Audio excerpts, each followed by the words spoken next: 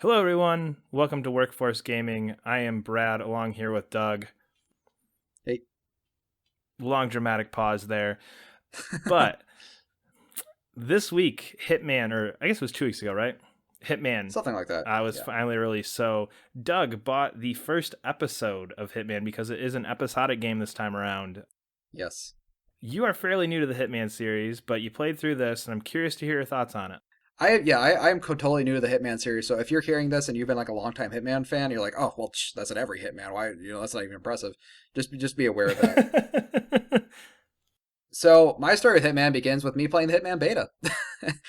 No, actually, I had a little bit. I had played a little bit of the series beforehand, and by a little bit, I mean I probably played about one or two levels from Blood Money and Absolution, and that was really about it. So I'm still fairly new to the series.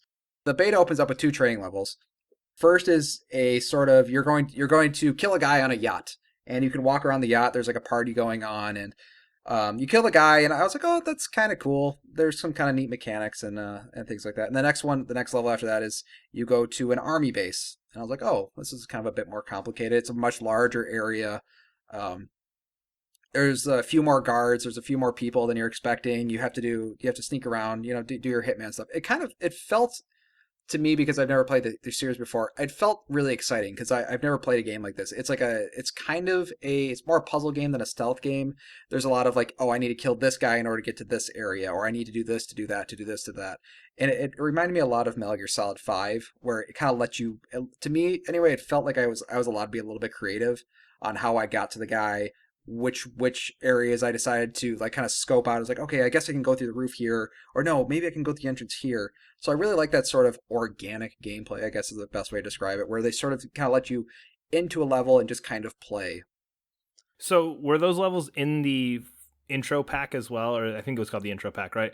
Were those in there? Was that part of the what you paid for, or was that something completely separate? No, they were part of what I paid for, which is kind of frustrating because like this episode demos too. Like you play a demo, you're like, oh crap, I Yeah. have to play through it. So like when you actually get episode one, I actually did have to play through those levels again, which was it's a little frustrating. But it's like, okay, I played the beta, like it's part of the game. It's whatever. Um, If it weren't for it, you wouldn't have bought it. Yeah. And then they do something very, very cool and something I was not expecting at all. Those two levels like are purposely set up as sort of red herrings, as kind of like they sort of set your expectations for how big these levels should be and how many characters will be in this level. So you're like, okay, I kind of get it. So like maybe I'll kind of do like kind of like a small building, like the army base. The army base is literally just one building. You're like, oh, okay, Yep. I kind of get the size of this building. They do something which is it's honestly one of the coolest things I've ever seen in a game, and it was literally jaw dropping. When they start the Paris level, you come in and it's a red carpet event for a fashion show, and you're actually you're not a special guest, but you're invited to it. So you come in on a limo and you walk red carpet into the level, and it is just the biggest damn building I think I've ever seen in a video game. It was absolutely incredible. It's like literally jaw dropping. You're like, wait, I can go anywhere in this. It is the size level is incredible, and it was just fun for like literally the first hour or two of the game. I just walked around. I didn't kill anybody. I didn't do anything. I just kind of like walked around. I was like, this building cannot be as big as I thought it was. It is a four-story building. Every single door is unlockable through some way, shape, or form, and every Damn. level is completely different. I'm trying not to get too spoiler, but the first level there's a fashion show going on. Second level there's some kind of shady stuff going on. No, second level is actually a museum. It's a fully functioning museum, like for Napoleon Bonaparte or something like that. Oh, So they'll damn. have like statues, they'll have like fully modeled ships, they'll have armor, they'll have all this really cool stuff. It's just a really neat environment. And the third story is where it's kind of getting a little bit spoilery.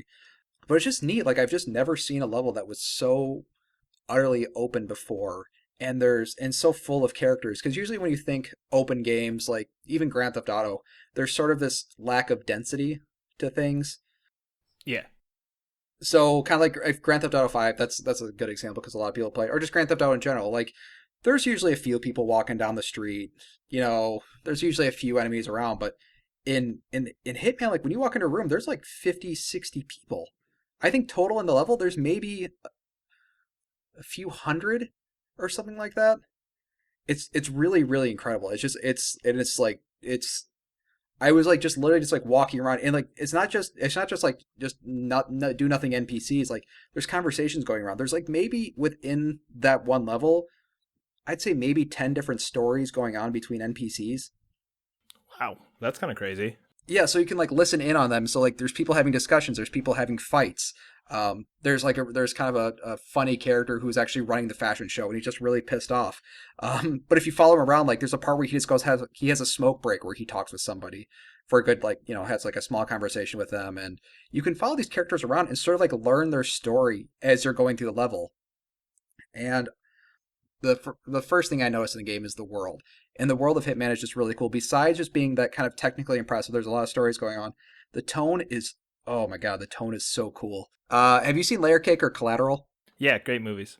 Yeah, and the tone kind of matches those. And the way to describe the tone is that it's very clean and quiet, and it's sort of this sort of like hyper cleanliness to everything that's actually really really really cool. There's this kind of like soft electronic music goes on in the background. It really felt like playing one of these crime movies. Maybe Michael Mann's probably a better example, or the movie Drive, where it's sort of like these kind of very very cool crime films, and it was like the first time I felt like, wow, I'm actually like playing something that's in a similar tone to those. One of the cool things too is like that I really liked is it you kind of feel, because the environment feels so alive, you don't play it like a video game level, or at least when I played it, I wasn't playing it like a video game level. I was playing it more of like trying to play to the character. So it doesn't make sense to go and just start killing everybody. It makes sense, like they make the world make sense where you should really only kill that one character. They kind of punish you, which I thought was really cool for a game called Hitman. They punish you for killing other characters. So like if you kill somebody you're not supposed to kill, like the game's like, no, it's like gives you a warning, like you probably shouldn't have killed that guy. So it's this cool sort of puzzle game that you sort of think is like, oh, this is like it's a shooter, but it's not a shooter. Like you can play the whole game without shooting anybody, really. I think you Yeah. could beat the whole level without firing your gun or even taking it out. I don't know. It just felt like a new experience, and it felt like the first real next gen game I've played, just because it was the sort of game that you've been kind of hearing about forever. It's like, oh, could you imagine like a building where you could go anywhere? And this is it. Like they've made that game. Yeah, Like you've got this, that. yeah, and it's just incredible. And it's just cool because of all these things. Like the music is great. The level design is fantastic. The world is awesome. It plays pretty well. I would say like if we're gonna do like god tier gameplay, it's probably Metal Gear Solid 5. It's like it's not gonna play as good as that, but it does what I need it to do. Like there's never a point where I was like, ah, I didn't mean to do that. Which I do feel like you kind of get with a lot of games. Uh, Yeah, for sure. but yeah, I think it's worth the $15 to just sort of dive into it. That's what I did. I was not willing to drop $60 on this game because I don't play Hitman. But I did like the sort of like, here's a taste of Hitman for $15. I think each level is going to be, I couldn't remember if they're going to keep pricing it at $15 or $10 or something like that in the future. But I think that if you've never heard of the series or played the series, or even if you have, I think it's worth at least the $15 just to see what it is. I can't totally like continue talking without mentioning that there's this really weird online aspect that a lot of people will like shut down immediately when they hear this. You essentially need to be online at all times. If you're offline, you can't unlock things. Like you can't unlock some of the unlocks would include like extra weapons, extra suits. Uh, there's different areas you can start the level in, so you don't actually have to start the level the same place every time, and those won't save, and it's bullshit. It's not good. So so you can still play the game per se, but you just don't have as many options. Is that the way I'm hearing this? Or Yeah, and it's a single player game that's kind of unexcusable. well, yeah, It's for sure. and I'm hoping it's something that they fix because it is because I think the sentiment is that makes some people immediately start screaming and yelling, and I can understand why some people do that because the same thing happened with SimCity 4. Pretty much any single player game that has a forced online component, it just kind of sucks.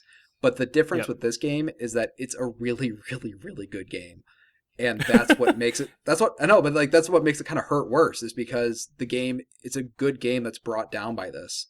Um, so I think that if you don't have a solid internet connection, I would not really advise getting this game. Um, but to me, it was never an issue. Like I never ran into any issues. I never had problems connecting. It's not like I'm a super rich person with a T1 connection or something super fast internet. I have I just have normal internet, but I had no problems running into it. But I just know there's people across the planet who have sort of shoddy internet. For sure, yeah.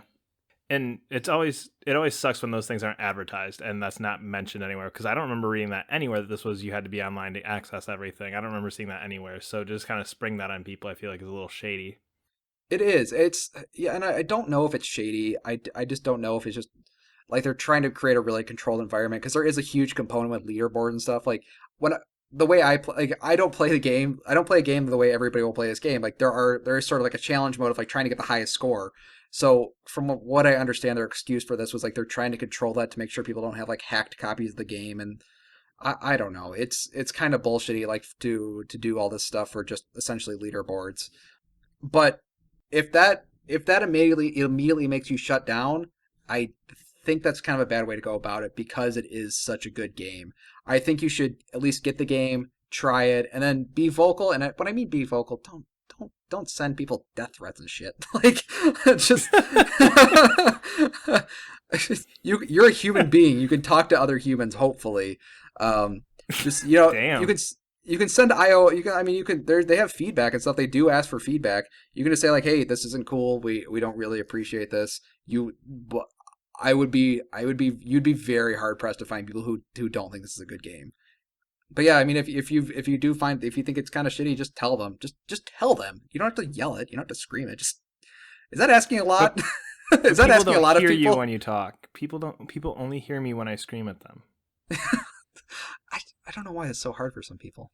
Just like it's just sending in like a customer service complaint. Like you don't sit there and like start swearing. Like just talk to them. And I'm sure they're aware of it by now. They've had enough people sending. This game is not a 1-star game. It's like on Steam reviews and stuff that is like giving it 0%. Like how can anybody? It's such an atrocity to gaming. It's like no, it's not. It's not great. I'll admit it's not great, but it's something that can probably be fixed. And if you want to wait and see if it gets fixed, be my guest. But don't just dismiss the game completely because of it. So yeah, awesome game. I would highly recommend it. And if you're on the fence, like 15 bucks is 15 bucks can mean a lot of different things to different people. But to me, it wasn't a lot of money to spend on a game. So it was worth it. The 15 bucks was absolutely worth it for me. All right, well, that will do it for this review from Workforce Gaming. You can follow us on Twitter at Workforce Gaming. Subscribe to us here on YouTube. And thank you all for listening. We'll see you later. Bye.